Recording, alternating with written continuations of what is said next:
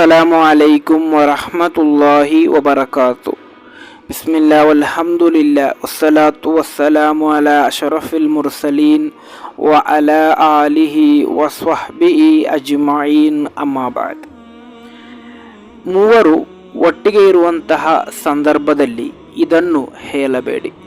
ಇನ್ನು ನೀವು ಹೇಳುವುದಾದರೆ ಏನಾಗುತ್ತದೆ ಇನ್ಶಾ ಅಲ್ಲಾಹ್ ಹದೀಸ್ ಮೂಲಕ ತಿಳಿಯೋಣ.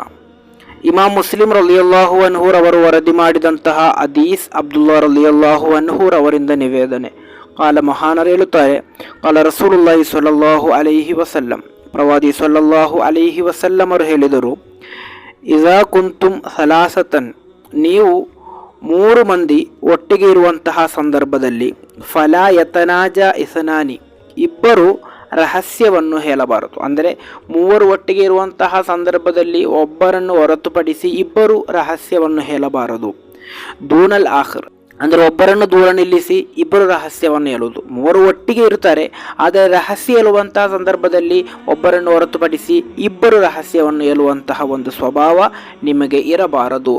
ಹತ್ತ ತಖ್ತಲಿತು ಬಿನ್ನಾಸಿ, ಇನ್ನು ಜನರ ಮಧ್ಯೆ ನೀವು ಇರ್ತೀರಾ, ಅಂದರೆ ಅನೇಕ ಜನರಿರ್ತಾರೆ, ಆ ಸಂದರ್ಭದಲ್ಲಿ ನೀವು ಇಬ್ಬರು ಹೋಗಿ ರಹಸ್ಯ ಹೇಳುವುದರಲ್ಲಿ ಯಾವುದೇ ತೊಂದರೆ ಇಲ್ಲ. ನೀವು 3 ಮಂದಿ ಇರುವಾಗ ಅಲ್ಲಿ ಒಬ್ಬರನ್ನು ಹೊರತುಪಡಿಸಿ ಇಬ್ಬರ ನಡುವೆ ರಹಸ್ಯ ಬೇಡ, ಅಲ್ಲಿ 3ರಲ್ಲೂ ಕೂಡ ಆ ರಹಸ್ಯ ಇರಲಿ. ಅದೇ ನೀವು ತುಂಬ ಜನರ ಜೊತೆ ಇರುವಂತಹ ಸಂದರ್ಭದಲ್ಲಿ ಅಲ್ಲಿ ನಿಮಗೆ ಇಬ್ಬರಿಗೆ ರಹಸ್ಯವನ್ನು ಹೇಳುವುದರಲ್ಲಿ ತೊಂದರೆ ಇಲ್ಲ. ಯಾತಕ್ಕೋಸ್ಕರ ಆ ರೀತಿ ರಹಸ್ಯ ಹೇಳಬಾರದು?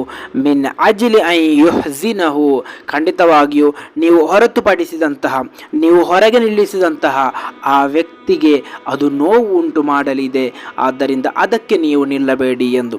ಇಲ್ಲಿ ನಾವು ತಿಳಿಯಬೇಕಾದದ್ದು, ನಮ್ಮ ಕಾರಣದಿಂದಾಗಿ, ನಮ್ಮ ಮಾತಿನಿಂದಾಗಿ ಬೇರೆಯೊಬ್ಬ ವ್ಯಕ್ತಿಗೆ ನೋವುಂಟಾಗಬಾರದು. ಅದಾಗಿದೆ ಇಲ್ಲಿ ಪ್ರಮುಖ ಲಕ್ಷ್ಯ. ನಮ್ಮ ಯಾವುದೇ ಒಂದು ಕೃತ್ಯದಿಂದ, ಮಾತಿನಿಂದ ಇನ್ನೊಬ್ಬರ ಮನಸ್ಸಿಗೆ ನೋವಾಗದಂತೆ ನಾವಿಲ್ಲಿ ಜೀವಿಸಬೇಕು. ಅದಾಗಿದೆ. 3 ವ್ಯಕ್ತಿಗಳಿರುವಂತಹ ಸಂದರ್ಭದಲ್ಲಿ ಇಬ್ಬರು ನೀವು ರಹಸ್ಯವನ್ನು ಹೇಳಬೇಡಿ. ಆ ರೀತಿ ನಾವು ರಹಸ್ಯವನ್ನು ಮಾತನಾಡುವಾಗ ಆ ಹೊರತುಪಡಿಸಿದಂತಹ, ಹೊರಗೆ ನಿಲ್ಲಿಸಿದಂತಹ ವ್ಯಕ್ತಿ ಚಿಂತಿಸ್ತಾನೆ, ನನ್ನ ಕುರಿತಾಗಿದೆ ಅವರು ಮಾತಾಡ್ತಿರೋದು, ಆತನ ಕುರಿತು ನಾವು ಮಾತನಾಡಲಿಲ್ಲ, ಆದರೂ ಕೂಡ ಆತನು ಚಿಂತಿಸುವುದು ನನ್ನ ಕುರಿತಾಗಿರಬಹುದು, ಅಥವಾ ನನ್ನೊಂದಿಗೆ ಹೇರಲು ಬಾರದಂತಹ ಏನಾದರೂ ರಹಸ್ಯ ಇರಬಹುದು ಎಂಬಂತಹ ನೋವು ಆತನಲ್ಲಿ ಉಂಟಾಗುತ್ತದೆ. ಆದ್ದರಿಂದ ಯಾರ ಮನಸ್ಸಿಗೂ ಕೂಡ ನೋವುಂಟು ಮಾಡದಂತೆ ಇಲ್ಲಿ ನಾವು ಜೀವಿಸಬೇಕು. ನಮ್ಮ ಮಾತಿನಿಂದ, ನಮ್ಮ ಕೃತ್ಯದಿಂದ, ನಮ್ಮ ನಡವಳಿಕೆಯಿಂದ ಯಾರಿಗೂ ಕೂಡ ಅಲ್ಪವೂ ನೋವಾಗದಂತೆ ನಾವಿಲ್ಲಿ ಜೀವಿಸೋಣ. ಅಲ್ಲಾಹನ ತೌಫೀಕ್ ನೀಡಿ ಅನುಗ್ರಹಿಸಲಿ. ಅಸ್ಸಲಾಮು ಅಲೈಕುಂ ವರಹಮತುಲ್ಲಾಹಿ ವಬರಕಾತು.